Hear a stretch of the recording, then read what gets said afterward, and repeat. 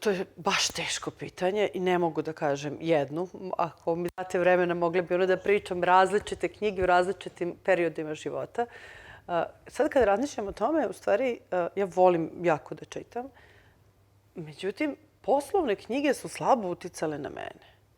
Dakle, ja čitam, naravno, stručnu literaturu.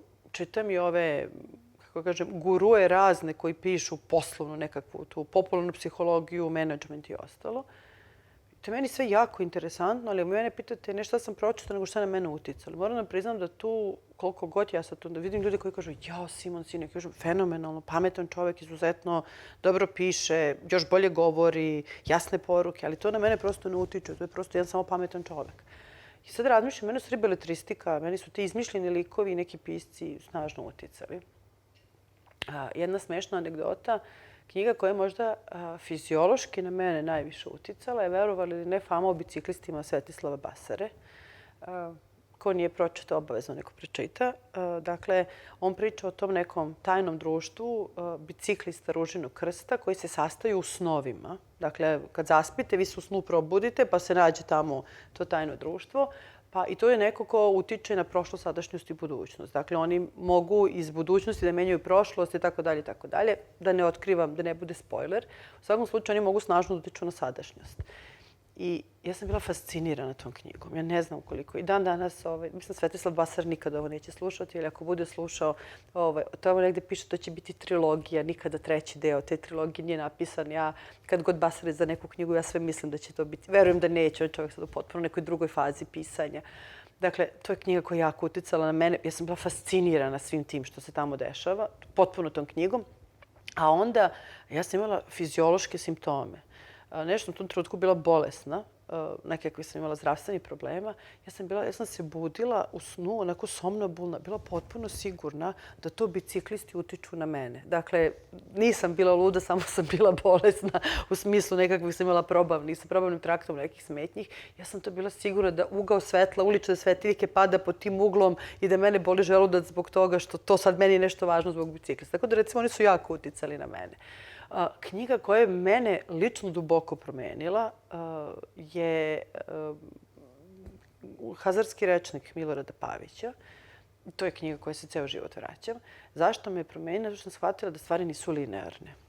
Ja sam nju otkrila negde u ranom tinejdžerskom periodu. Dakle, tu je negde bilo, znači bila sam tinejdžer.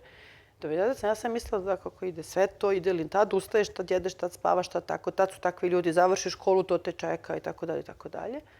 Sad sam shvatila da ta knjiga mi je pokazala da to tako ne može. Dakle, vi Hazarski rečnik možete da čitate kako gde god da otvorite. Dakle, on je rečnik. On priča tri naroda o Hazarima, o narodu Hazarima sa ugla tri velike religije. I onda vidite kako je istu stvar, istog lika, isto kao za njih istorijsku ličnost, drugačije doživeo neko drugi. Dakle, stvari nisu linearne. To je knjiga koja je na mene jako uticala. I još dve knjige stranih autora su isto jako na mene uticale. To je Majstor i Margarita Bulgakova i 100 godina samoće Markesa, koja je možda u stvari broj 1 od svega toga. Dakle, u tom smislu Markes me je naučio da se lekcija ponavlja dok se ne nauči. I to je ono što me Buendije uče kroz celu. Ko god je čitao 100 godina samoće, upravo to zna. Dakle, 100 godina ide potpuno ista priča i završit će se, ponavljat će se sve isto, imat ćete iste sudbine, iste rezultate, ako nešto ne promenite u ponašanju. Dakle, učiti. Život je jedno veliko putovanje i učenje i šta učimo iz iskustva. A Bulgakov me je naučio u stvari da ne shvatam stvari ozbiljno, da čak i najstrašnije stvari u životu mogu da se gledaju iz nekog drugog ugla i da uvek tu postoji nekakva doza teatralnosti, doza humora koja čini začin životu. Tako da to je to, mnogo toga je uticalo, ali mislim da su ove 4 knjige nešto što mene zaista onako duboko i ne pojedinačni lik u toj knjizi, nego uopšte poruka koju su ti pisci hteli da nam poruče. Mislim, tu su, ne znam, recimo značaj pogleda u sebe, značaj okretanja sebi, vizija, smisao. Recimo, to su me potpuno promenile Seobe Crnjanskog. Dakle, Vuk Isaković i njegova priča i sve to, kako se on nosi, gde mu se dešava, šta se dešava s njegovom porodicom. To su recimo takođe knjige. Idiot Dostojevskog.